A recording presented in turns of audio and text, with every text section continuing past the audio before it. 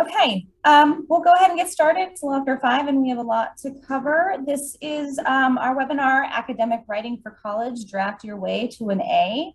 This is presented from Learning Ally, the College Success Program at Learning Ally.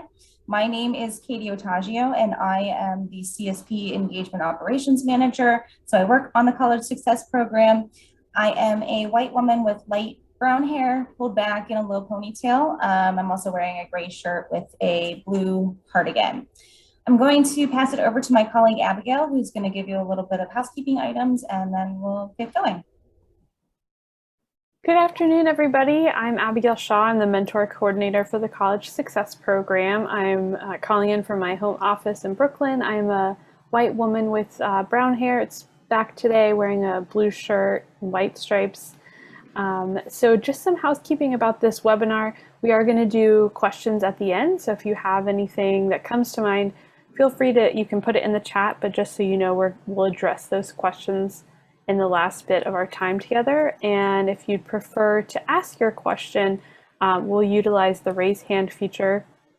And if you don't know how to get to that, I'll explain when we open it up for questions. We are going to ask everyone to stay muted during the panel discussion. And I hope that you enjoy and are able to take some things away. So back to you, Katie.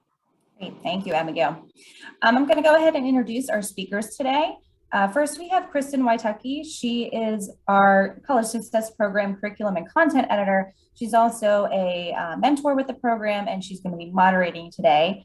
Kristen has a Bachelor of Arts in English with a minor in German and certification in secondary education from Vassar College, a Master of Arts in Giftedness from Teachers College, Columbia University, a Master's of Fine Arts in Creative Writing Fiction from Sarah Lawrence College, and a Master's of Education in Teaching Students who are blind or visually impaired from Dominican College.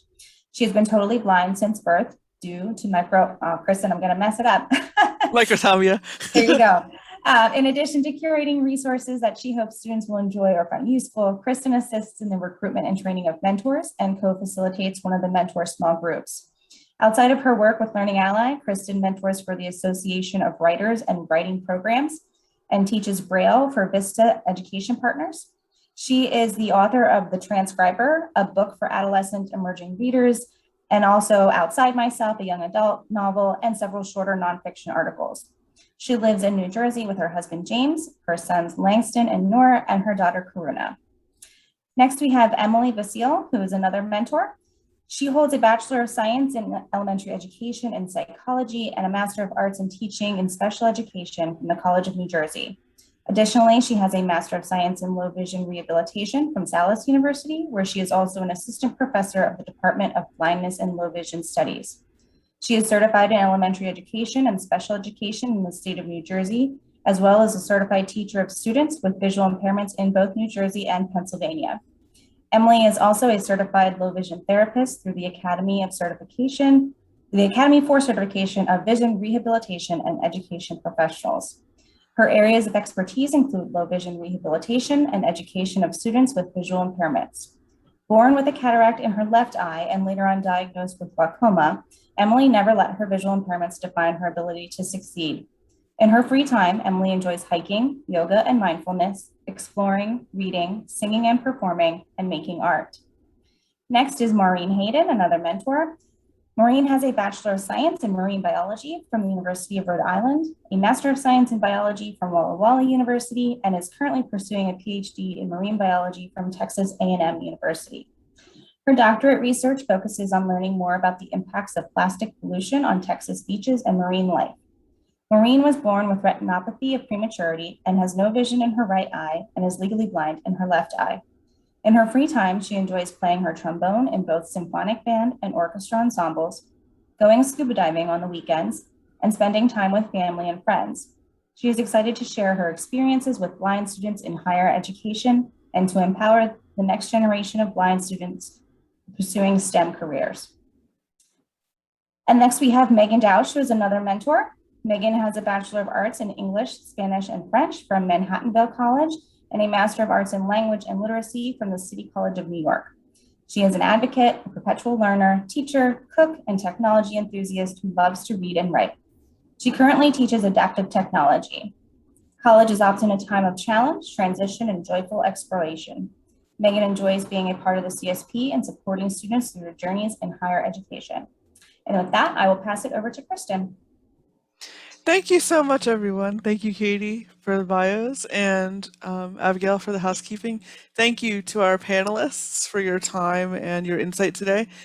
Just a quick note before we get started, the remnants of Ida are up here, and we don't know if there will be power outages. We've been sort of informed by frantic emails that there might be, but hopefully there won't be. So if there are any interruptions, we will carry on as best we can. We hope there won't be.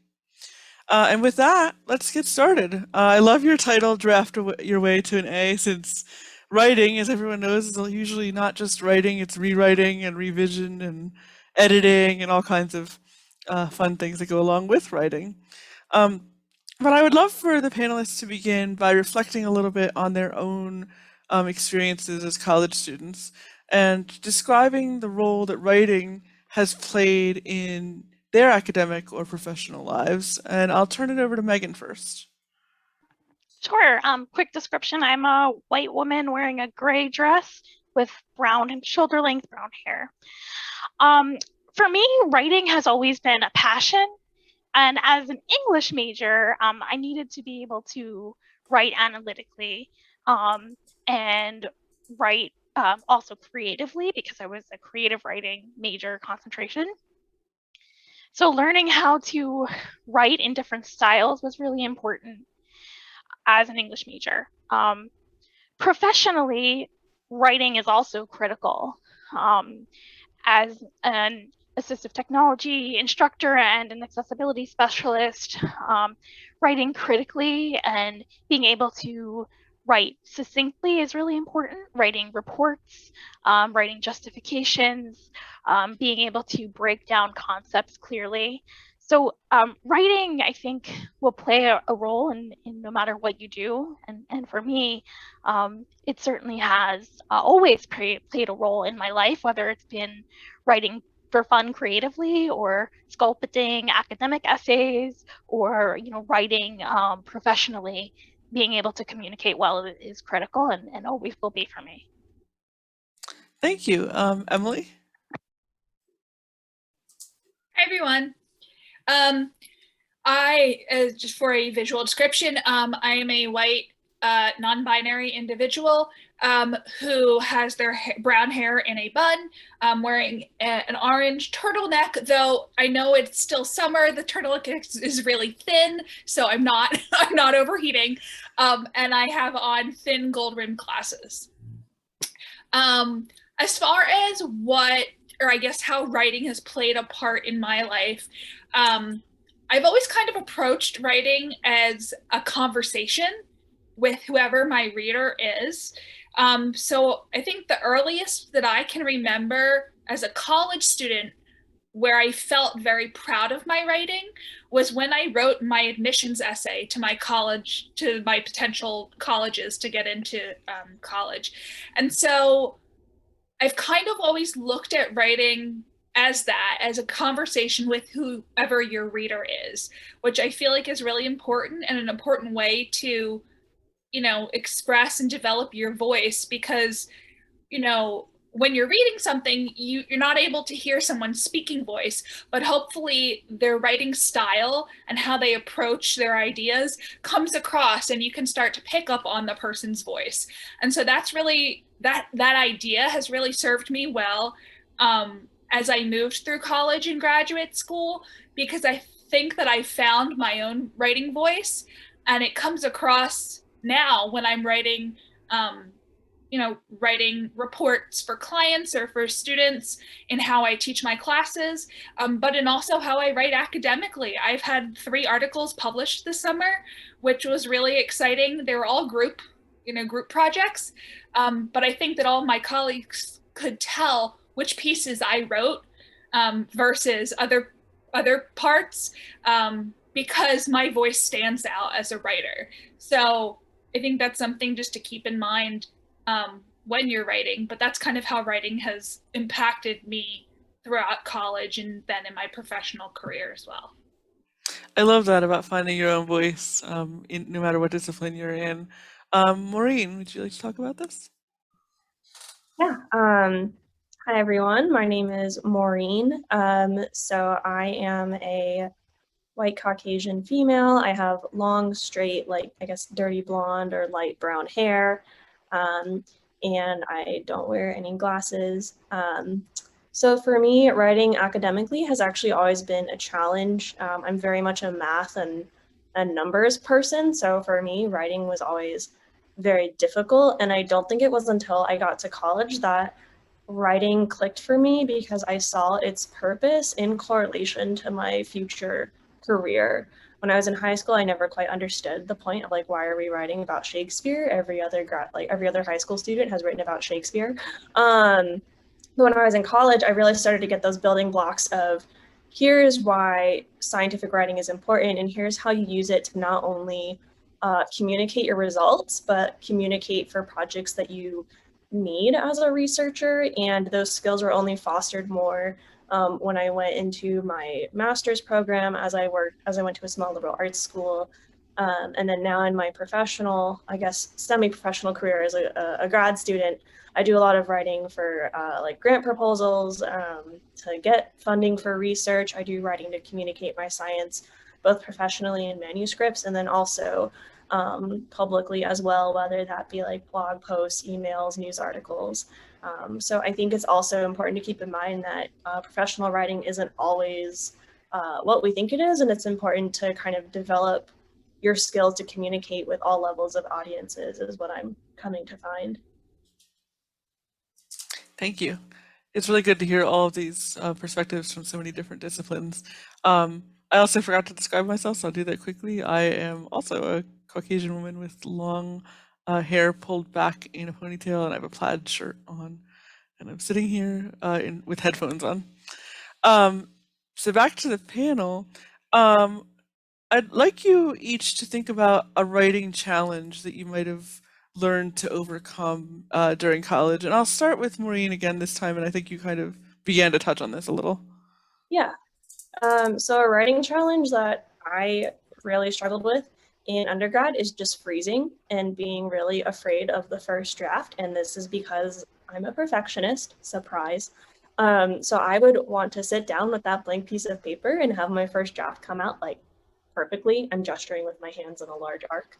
But that's not how writing works. It's draft after draft after draft. And so part of the challenge for me was learning how to draft and how to be comfortable with those states of transitions. And I had a really great research writing teacher sophomore year who just taught me, if you can't write a full outline, like start with a bulleted list if paragraphs intimidate you.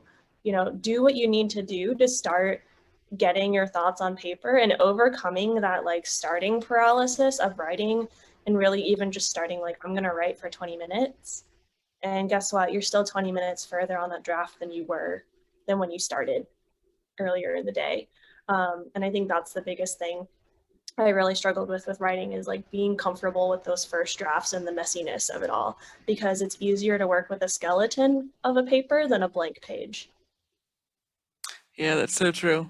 Emily, could you add to this? Sure. Oh, I apologize. I don't know if you can hear that. That is my cell phone in the other room making that horrifying alarm that's going off, probably telling me that, you know, a tornado is about to hit or something. So if I disappear, you know why. Yeah, as long as you don't blow away. Yeah. But I think for me, so I remember in college, my freshman year, I had to take everybody had to take a writing test the summer before to like see if they could test out of writing 102. And I didn't test out of it. Like I didn't do well enough, I guess, or pass or whatever. So I had to take this writing class, which honestly, in hindsight, I think was really good because it did teach me some things about how to write. But I was under the impression that like, oh, I took this writing class, now I know how to write, this is great. And I was taking a class, it was a deaf ed class. I have my minor in deaf studies, and I was taking a class, and it was where you had to like pull two different articles or resources and kind of compare and contrast them, but then come up with these generalizations. And for whatever reason, maybe the professor didn't like me, or I don't know what it was, but I could not get her to give me a decent grade. She like either failed me or gave me like D's on every single paper, and I couldn't figure out what it was that I was doing wrong. And I remember staying up until like all hours of the night. My dad was helping me write because he used to be like an English substitute teacher at high school, and I was like, okay, I know I'm doing something wrong. And it was a really hard struggle for me. One of the things that I learned was I have problems with my tenses. So I would start writing in, past tense, and then in the middle of a sentence switch to present tense.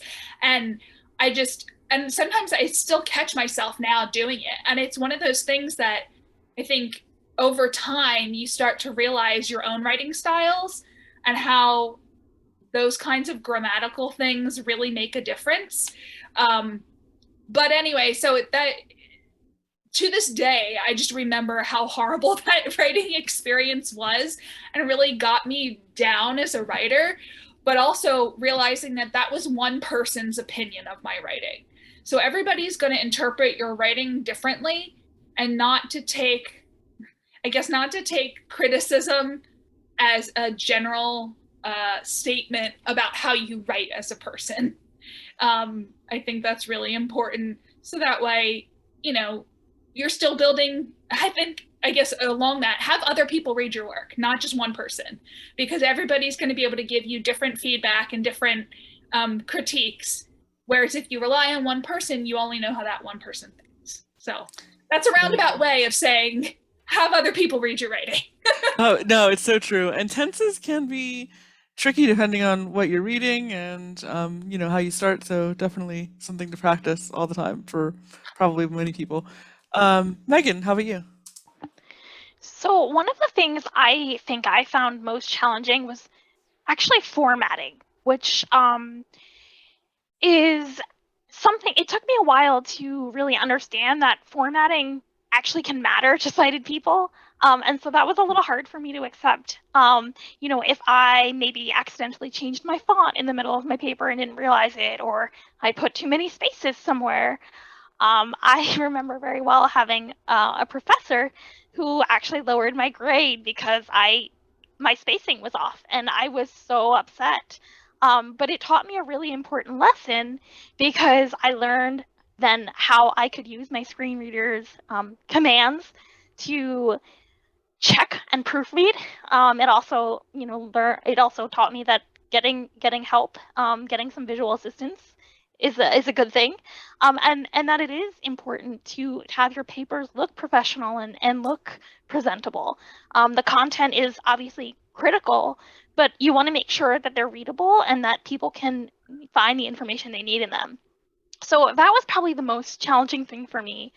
I also, like Maureen, always felt that I wanted to get that first draft right perfect the first time.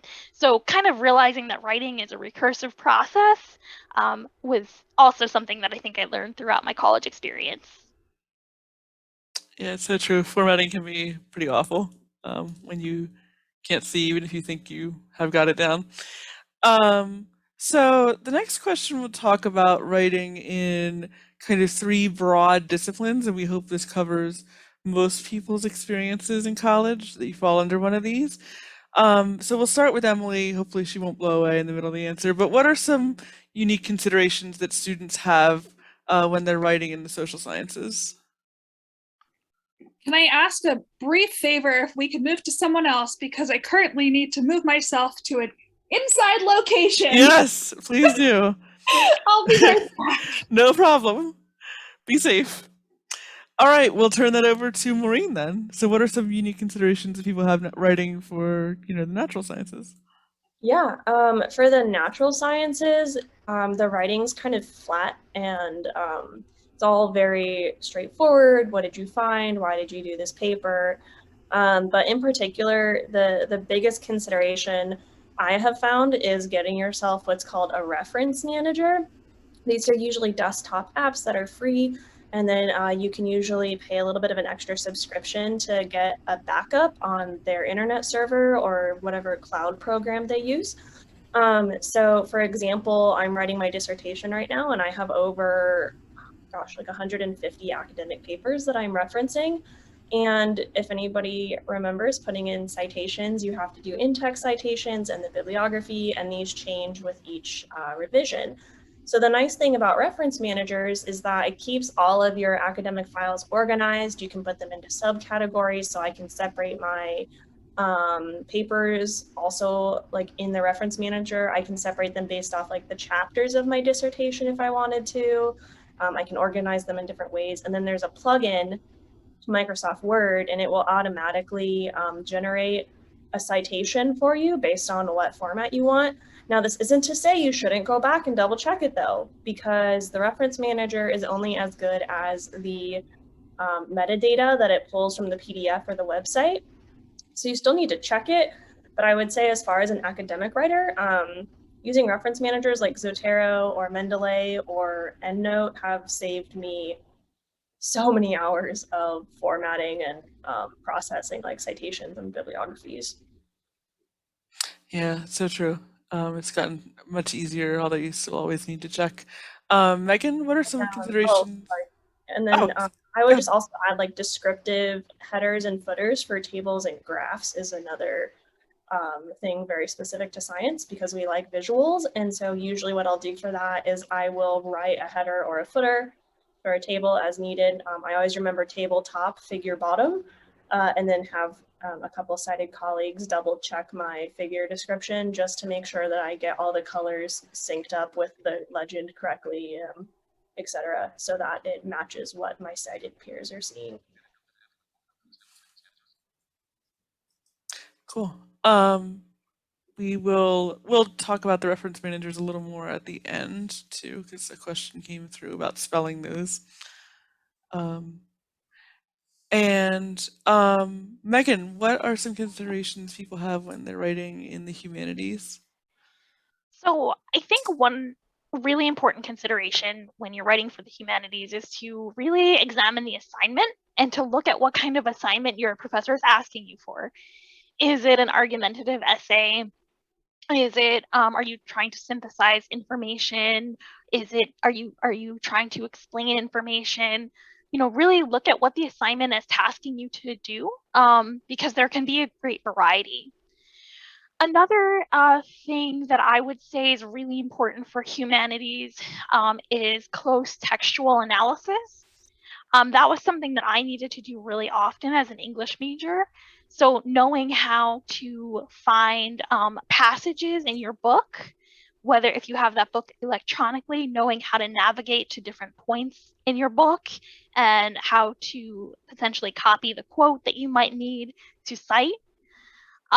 Knowing also how to do MLA formatting is probably going to be really important as an English major, and I'm sure later on we'll talk about maybe where you can get some help for this kind of formatting, but knowing what kind of formatting your professor is asking you for too is really important. So always kind of checking the syllabus or the paper assignment to find out what requirements you need to follow. And just also in humanities, you might come across a variety of assignments. So, you might have an assignment that asks you to be a little bit more creative. You might have an assignment that asks you to be a little more analytical. So, having that flexibility and also being able to kind of take on different viewpoints, I think can really help when you're writing for the humanities. Thank you. Emily, are you with us? I'm currently sitting in my bathtub. Okay. But I might need to move to the basement. Anywho, Okay. I do agree with both what Maureen and Megan said. I think for me, actually, it really is a combination of both. Making sure you're really reading through what the assignment is asking for. Because I can't tell you how many times I responded to an assignment realizing that I ran off on a tangent because I got excited about the prompt and then ended up writing about something that really did not answer what the assignment was asking for. So, using that that prompt or that assignment as your outline, like, you know, almost like your thesis statement, but rewrite it in your own words. So that way you're able to stick to that and like check yourself, because I can't tell you how many times I would get, you know, a paperback and I'd get like a B on it and they'd be like, great paper, but the topic was this, you know? So really make sure you're, you know, you're checking what is being asked of you. And then also staying on top of, like Maureen said, those citations and how you're referencing your papers. It's really, you know, when you're in college and graduate school, I can't reinforce it enough how serious plagiarism is. I mean, to the point where it can get you kicked out of a program. So it's really important to make sure that if you are quoting or citing references, that you're doing so in whatever format your program requires, whether it's MLA or APA or any of the other citation formats. And there are tons, I mean, I know one of the other questions we're going to be talking about is probably out there, but there are tons of different websites and sources along with, you know, the manuals themselves of how to do these citations. So it's so important to make sure that you are giving credit where credit is due and not taking someone else's work. Thank you. We hope you can stay with us here. We'll see, but I hope you stay safe. Okay, so the next question is really about how students can find help with their writing through their colleges. And what do students need to do to prepare to get that kind of help? So Megan, can you talk about that for us? Sure. So the Writing Center is going to be a really excellent resource for all of you when you go to college. So Writing Centers will be able to help answer questions, help you as you write your paper. So it's really important to prepare to go. I would say at the beginning of the semester, it is a good idea to know how to contact the Writing Center, how to get in touch with them. And then when you do actually go, have some questions in mind that you might need help with. You know, if you know you're having trouble with your formatting, for example, you know you're having trouble with MLA, or you're really struggling with the thesis statement. You know, if you have some questions that you want to get answered, definitely, you know, bring those up when you go and make your appointment. But the writing tutors will really be great support for you. And it's always good, no matter where you are on your writing journey, to get others to read your work. Also, another possible resource is to speak with your professors early, and they might be able to guide you and give you support through the writing process, and just, you know, let you know if you're on the right track with your paper. And I would say for both of these, when you go to the Writing Center or you go meet with your professor, you know, make sure you're prepared. Bring your paper in whatever format you're comfortable reading it in, whether it's your laptop with your screen reader, your note taker, so that you can, you know, follow along as the person is going through the paper that maybe you've emailed them ahead of time. So I think, you know, the Writing Center is a really important campus resource. Thank you. Okay, so we're going to go to a hypothetical student. I called her Joe student, J-O student, and maybe I called them Joe student. It's the night before paper is due, and Joe student finally got around to working on it. So besides some comments on time management, which we can save for another webinar, what's your favorite online resource that maybe she could use to improve the paper, check formatting, or something like that? Emily, would you like to start that one? Sure. So depending on so I'm now in the basement also, by the way. Gotcha. My background is a storage cabinet. So one of my favorite sources is citationmachine.net. It used to be free, and I think for the most part you can still use a lot of the free resources, but then they'll say, you know, like, please watch this 30-minute video before you can, or sorry, not 30-minute, 30-second video before you continue this, you know, using this resource. But it's a great way to not only format your citations, like it'll let you manually type in, you know, all the information to create a citation for you, but it will also, if you just put in like the URL, it will automatically fill in all of the pieces of information that it has in the system of that citation. So it's a great way to kind of just help you get started if you're struggling to figure out how to do APA citations. My other favorite website is called EasyBib for creating the bibliography. Same kind of premise, really helps you to kind of format citations. Citations can take a really long time, especially if you're relying on just using the manual and you have to look up each type of, resource that you have. So those two websites really are my favorites for quick and easy ways to create your citations so you're not faulted for not including that information in your paper. Thank you. How about you, Maureen? For me, depending on your college or university, you may be using eCampus or Canvas. And a lot of the times, if professors are having you turn in assignments online, there's a tool called Turnitin.com. What a lot of students don't realize on these platforms or desire to learn is that you can usually upload your essay like before actually clicking submit and have Turnitin run a scan before you submit your final paper to look for the percentage of plagiarism, or if you're missing a citation, or if there's a problematic area in your paper. So it's not just for the professor or for your instructor to see, it's also for you to see as well. So if your school does use Turnitin, I would make use of that. And then this is a low-tech way if it's the last minute, but read your paper out loud to yourself. Sometimes you catch interesting grammatical errors when you read it out loud.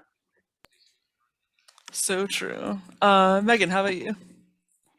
So one of my favorite online resources is the Purdue Online Writing Lab.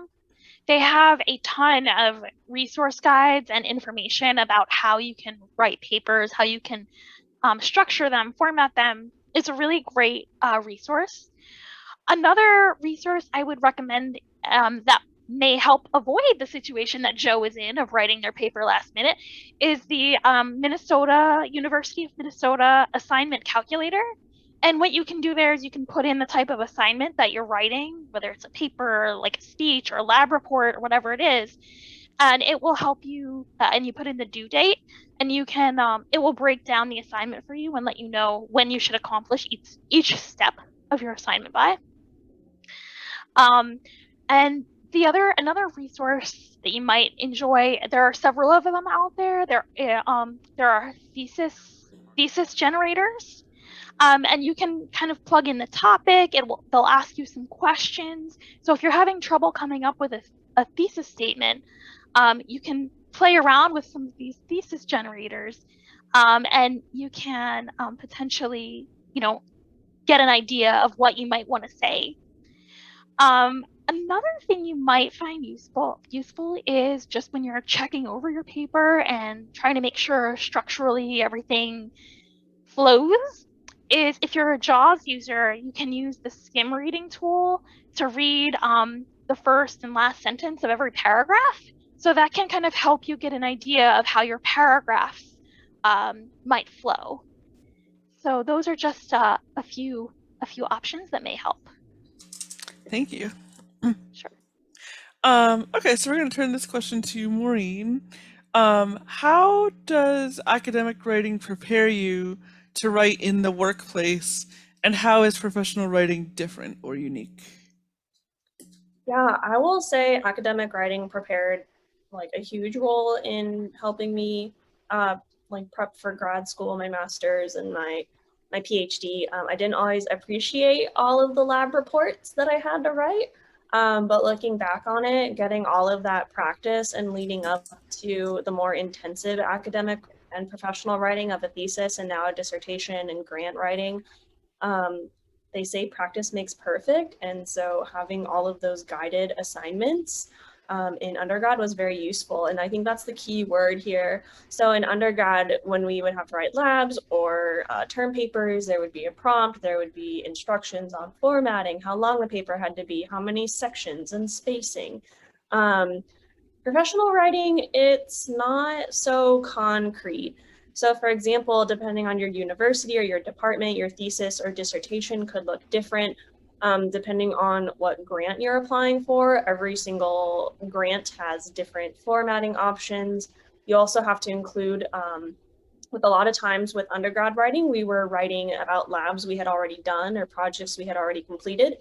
Whereas in the professional world and the natural sciences, you're writing a lot of proposals. So these are projects that you want to do. So you're having to kind of change your mindset and say, okay, here's what I want to accomplish. How am I going to do it? And better yet, how am I going to convince my reader that what I want to do is important so that they'll fund my project? So I would say that the academic writing, the formatting in some senses for thesis and dissertation isn't as strict. Now, when it comes to publishing manuscripts and journal articles, those are specific from publisher to publisher.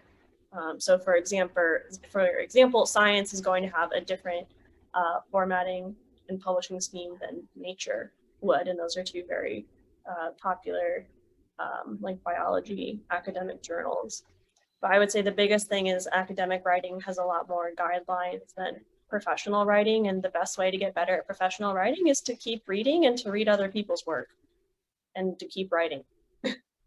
Yeah, it's so true, and it varies depending on what organization you're working for, or you know, Definitely. when you take a new job, you're almost starting over in some ways. So, okay, we've got 2 questions in 5 minutes. I think we can do it 5 for before Q&A. So the first one is, what are some resources that students can consult to prepare to write professionally or improve their professional writing? And Megan, can you start that one? So there are so many resources available. One fun resource that I like is Grammar Girl. And if you ever have any, grammar questions or any challenges with grammar, you can kind of go on that website, and there's a lot of tips on that. There are plenty of daily writing tips, blogs out there that you can bookmark and visit. Another thing I think that's important for professional writing or academic writing is having a good thesaurus, being able to bookmark a thesaurus. As well as another couple other things. I think one of the things that if you're a screen reader user, this really goes back to the question we were discussing earlier about tips for improving academic writing or your paper, but I think this can play into professional writing as well. If you're using a screen reader, you might kind of get used to the same voice over and over again. So listening to your work, whether that be professional writing or academic writing, with a different voice might help. Just changing your voice on your screen reader might help kind of make you feel catch more errors. Another really popular resource that you might find useful for professional writing is The Elements of Style. It's definitely available online. I know Bookshare has it, and it's all over. It's a really popular writing book that you might find useful for professional writing.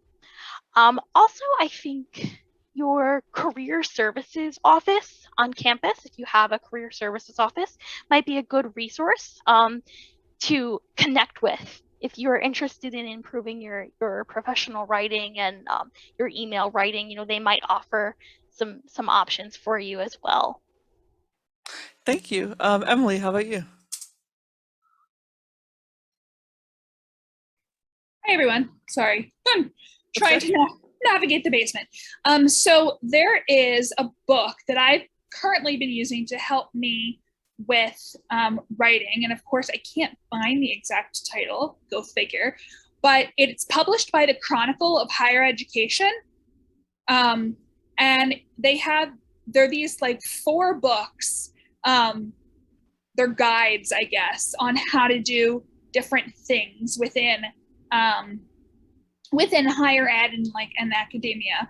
But one of them is specific about writing. Oh, wait, is this it? I think I got it. Hold on. Yes. The Chronicle Productivity Guide to Writing and Publishing. And it's $29 online. I can put the link in our Oh no, I lied. It's $49. But I can put the link in the chat for everyone. But it's a great book to kind of guide you on how to begin the process of professional writing and publishing, whether it's, for a journal, for a blog site, for your own papers, whatever. But it's really a great resource, and that's kind of been my go-to right now as I've been navigating the world of academic and professional writing, and with the ultimate goal of leading towards publishing. So that's been my go-to. Thank you. And Maureen? I would say one thing I wish I did as an undergrad more is take advantage of the workshops offered by the Career Center and the Writing Center at my university. It's never too early to go to a workshop and see if you can learn something new about writing. And those are often like resources for you right there at your university that you can use. So that's the only thing I really have to add on. And then if you have any opportunity to work for like your school's science communication blog or newspaper or anything like that, like any writing opportunities you can get in undergrad to just get that practice in is going to be really important. Thank you. All right, we're going to move to our final question. And before that, I just want to thank everyone again for coming and for your time with us. And Abigail, thanks for throwing the websites into the chat for us. So what is your favorite writing tip or piece of advice that you can leave students with? And I'd say try to keep your answer to like a minute or less. And Maureen, we'll start with you. As a perfectionist, no piece of writing is ever perfect in the end. So sometimes if you have a deadline, a done paper is better than an unfinished paper. So true. When you have to turn it in, you have to turn it in. Emily. Sometimes the best way to get started on writing something, even before your outline, is just to what I call word vomit. Either if you don't like to type, use your phone and record yourself and just talk out all of your thoughts about the topic and then go back and reorganize them. Because then that, it lets you get it all out at first, and then you can go back and reorganize your thoughts rather than starting to write and really not have a focus of where you're going in your paper. So word vomit it up. That's so true. And Megan? I would say don't be afraid to ask others to help you. If you need an opinion, don't be afraid to ask for help, but also know that your voice is valuable and important, and you need to sculpt your paper in the way that's going to work for you. You know your own voice best, even though you might not think you do. And use all the tools that you can as well. Use everything that you can to help your writing, your screen reader, your braille display, your tools on campus. Fill your writing toolbox as well. Thank you. And we'll turn it over to Abigail, who will run the Q&A for us. Awesome. It's Abigail here again. Thank you everybody for sharing so far. I do want to say we already had a question in the chat that I'm going to get to first.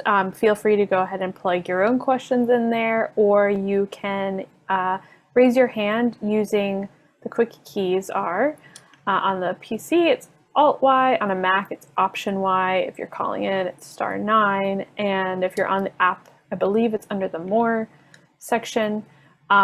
First of all, we had someone ask about how, Maureen, you spell some, yes, so Maureen has plugged them into the chat, the spellings for several of the citation managers, and I did provide a link to Zotero.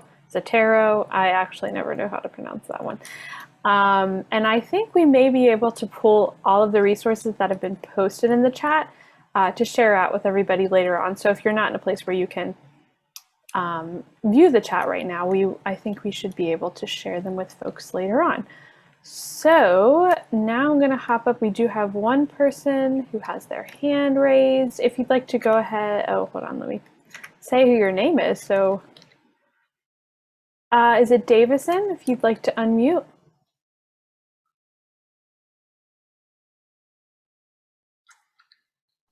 Sorry, I accidentally got No lost problem. in the online thing. So earlier I heard, I can't remember which one of you mentioned this, but the Chronicle for Higher Education book. What was the title of that again? Sure. book? This is Emily. All right, thank you. Yeah, the title is. Oh, let me just open up my internet again. It's called The Chronicle Productivity Guide to Writing and Publishing. And I'm gonna type it in the chat as well.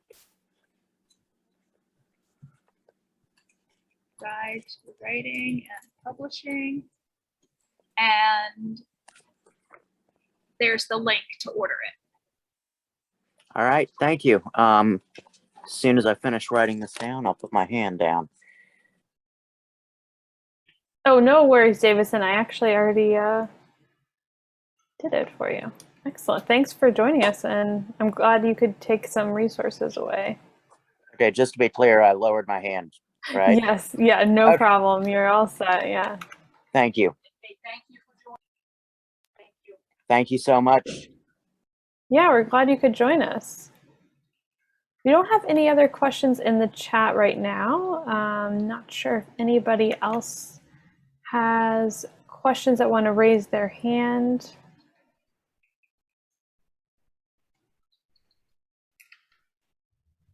Okay, let's see here. Cynthia says she's looking for some key things when working with visually impaired students on outlines. It sounds like she wants some tips for working with students that might be using assistive technologies like screen readers. So maybe Megan, do you want to take that one first? I know you use a screen reader pretty frequently. Sure. Yeah, so one thing that I think helps when you're kind of outlining or getting your ideas down, at least for me, I didn't always want to use a typical outline format because I didn't always find that to be the most accessible. So what I think might help is if you divide up your content with headings. If you use the built-in heading styles in Word, you could have a heading 1 for your main topic, and then heading 2 for your subtopics. And if you have subtopics of your heading 2, you can use heading 3.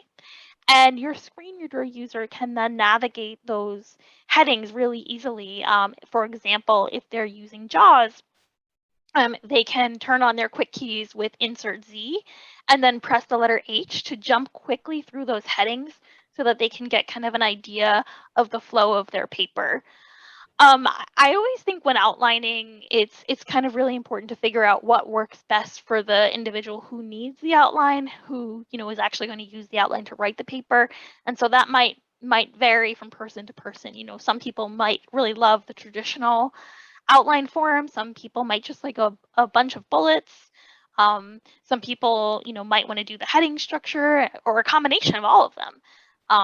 So I think, just kind of playing around and figuring out other methods may be helpful. Thanks, Megan. And Maureen or Emily, I don't know if either of you want to add, just as your experiences as individuals with low vision, do you have anything else to add when, for someone like Cynthia, who's a writing coach working with students with vision loss?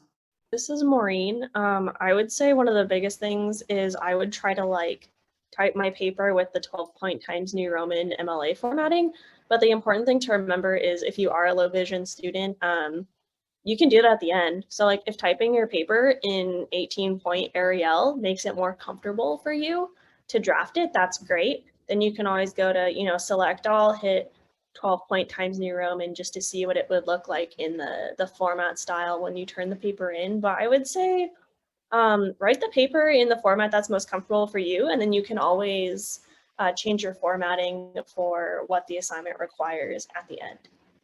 Maureen, you stole my response. Great minds think alike. I know, but I was going to say, literally, that's the first thing I do is when I open up, my processing software, whether it's Pages or Microsoft Word, I set up my page completely, right away.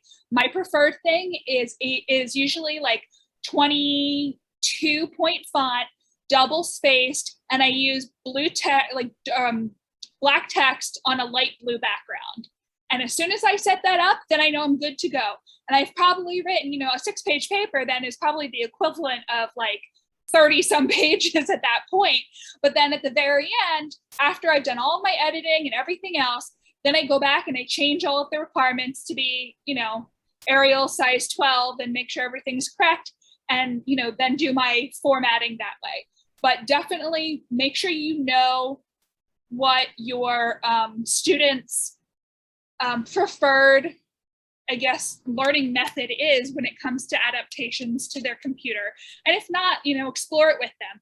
Go through the different colors, go through the different backgrounds, and explore which ones feels the most calm on their eyes. Because as we all know, writing a paper is not a 15-minute process. So it's a really long process. And for those of us who have low vision, I know for me, I can only comfortably read for about 10 or 15 minutes before my eyes start to get really sore.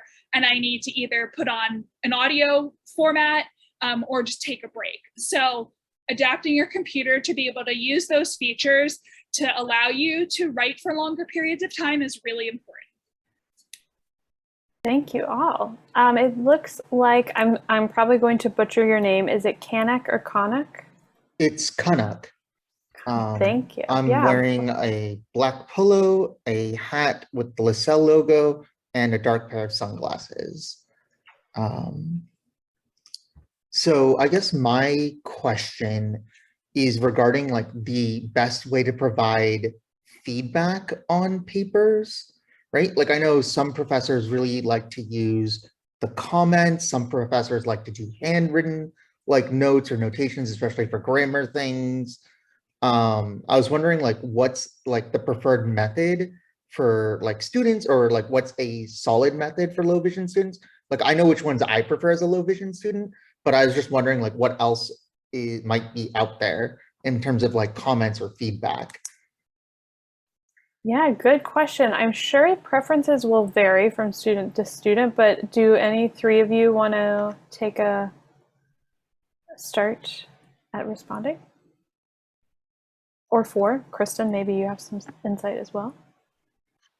I can start if you want. I don't have a lot of low vision perspective, but I can share some ideas if you want. Yeah, go for it, Megan. Okay. So one of the track changes in Microsoft Word is really a very, very common way for professors to provide feedback. And I think that can work really well. Another option that I used when I was in college, I'm not low vision, so I can't speak to how this would work from that perspective.